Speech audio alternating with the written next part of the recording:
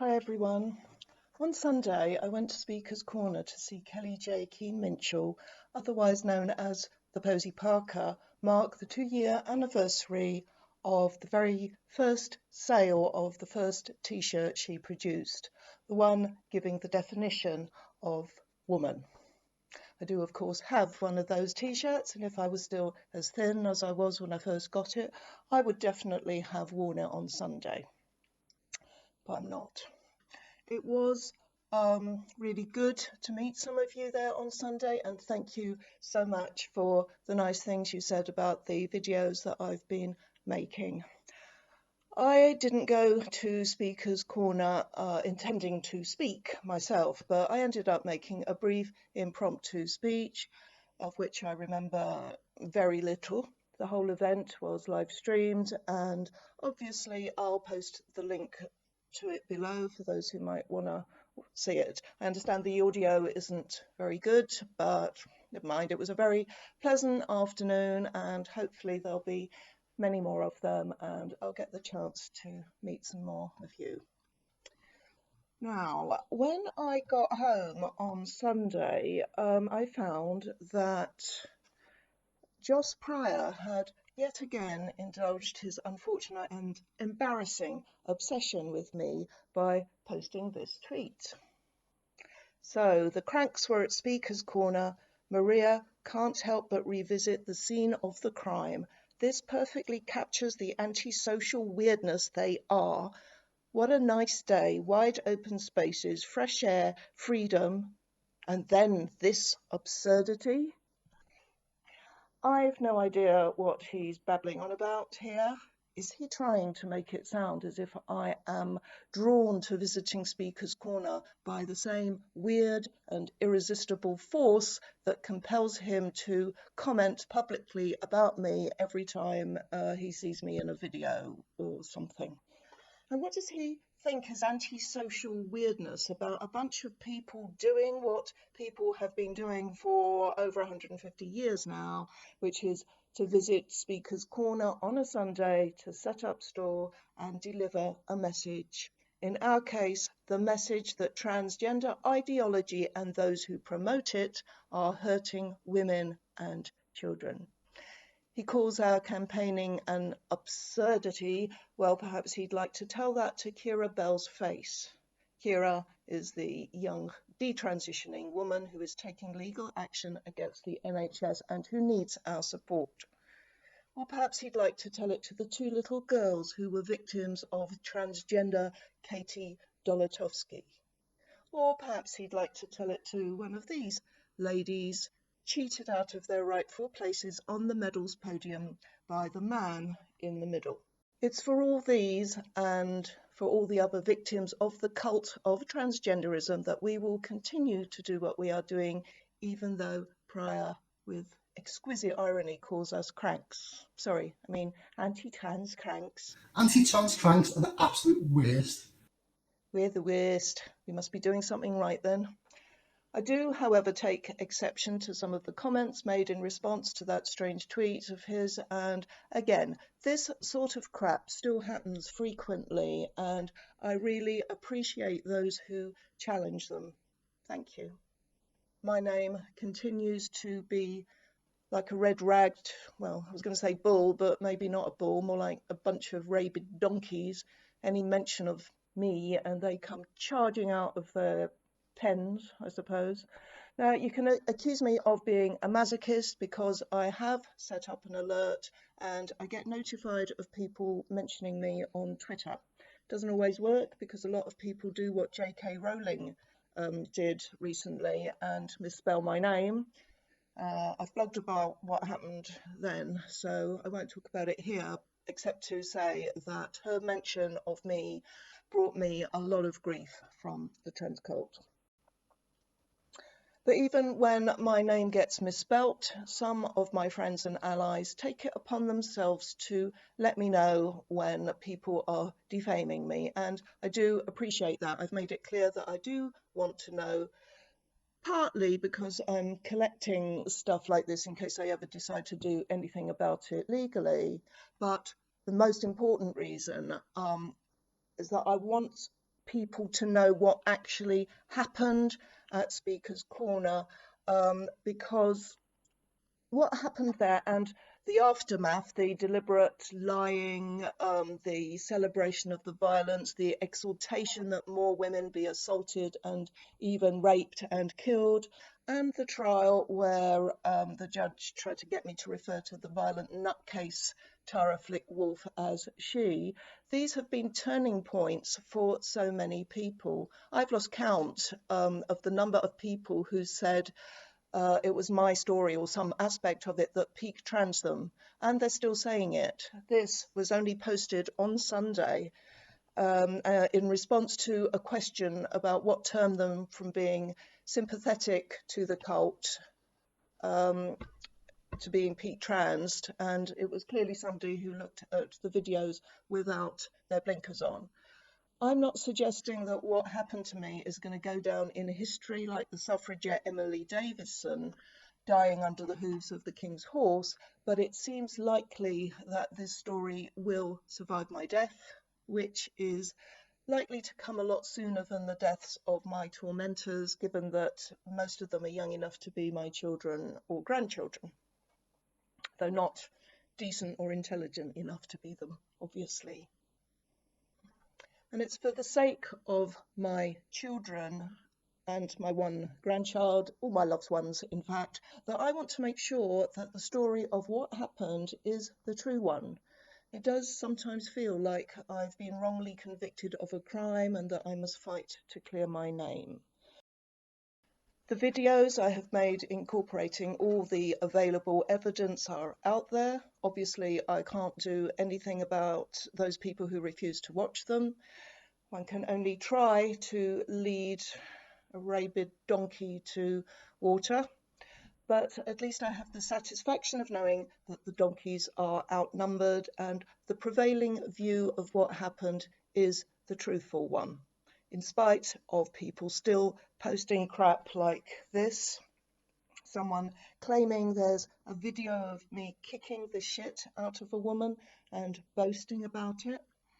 And here's another one, someone saying I was attacking trans people a few years ago, putting someone in a headlock. I am so over that one. The truth doesn't help her agenda. Actually, Dylan, the truth does help my agenda. It doesn't help your agenda. That is why I continue to tell the truth and show it. Remember, there is lots of video footage that gives the lie to Joss Pryor's fantasy version, and lots of people have watched them and know the truth, including the truth that people like you are ignorant bullies. There were plenty of other similar tweets from the cultists, but the one that inspired this video has been deleted, and I can't remember what it said except that it was a retweet of Joss Pryor's tweet with an additional nasty comment about me, but it stood out from the others because it was from a Twitter account called Trans Rights Collective UK, which sounds like a campaigning group rather than just some nasty individual. But it turns out it is single-handedly run by a nasty individual called Thanielle Dorian, who is a trans-identifying woman and who, like so many trans-identifying women, tries hard to be more obnoxious, sexist, and condescending than any actual man alive. Having defamed me on Twitter, Dorian said I needed to learn basic respect and manners because I always use the correct pronoun for the violent male thugs who physically attacked me. Dorian also has a Facebook page called the same Trans Rights Collective UK, whose purpose seems to be to attack feminists. Here is a screenshot of a post made on Saturday. Trans folk in London, please do not go to Speaker's Corner tomorrow. A vile transphobe is planning to speak there. Any attempt at confrontation is likely to result in them accusing trans people of violence and aggression. Don't give them the satisfaction. Dorian thinks that trans cult bullies confronting us would give us satisfaction. These people occupy some kind of twilight zone of their own. They have no comprehension, no empathy for anyone except themselves, unlike so many of us who used to be sympathizers and supporters to trans people, but who lost that sympathy when we woke up to the egregious ideology and reprehensible activities of this cult. They have no ability to walk in anyone else's shoes.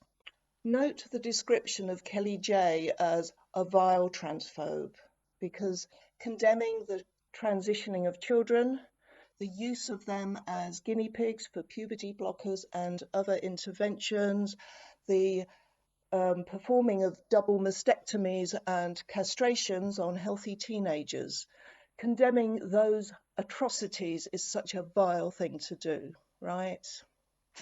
After the event, Dorian posted this. Renowned transphobe was at Speaker's Corner, Hyde Park, preaching hate speech about transgender people. Despite the police being warned about this incident, they were present at the event and did not prevent it. She claimed that women do not have penises, encouraged parents to demand to know what schools are teaching about trans people, claimed that trans kids do not exist, transvestite men are leading children to transition. We don't want men with or without their penis in our toilets or our prisons, and provided lies that puberty blockers and hormones cause damage. She now plans to be there on the first Sunday of every month preaching dangerous bigotry. In fact, none of us were at Speaker's Corner preaching hate speech about trans people or anyone else. Seriously, not a single one of us was telling anyone to punch transgender people, saying they should be raped and killed, die in a dumpster fire, or any of the things that trans activists say to us all the time. The police didn't stop the event. Well, why would they? It's Speaker's Corner. People go there on Sundays to speak. The fact that you don't like what you think they're going to say doesn't mean they're not allowed to say it. Women don't have penises. I think you'll find that's true, actually. And it's also true that there is evidence giving the lie to claims that puberty blockers and cross-sex hormones can do no harm. Parents should demand to know what their children are being told. Well, that sounds fair enough. Why wouldn't you want parents to know? What are you afraid of? And how is this hate speech? I don't get it.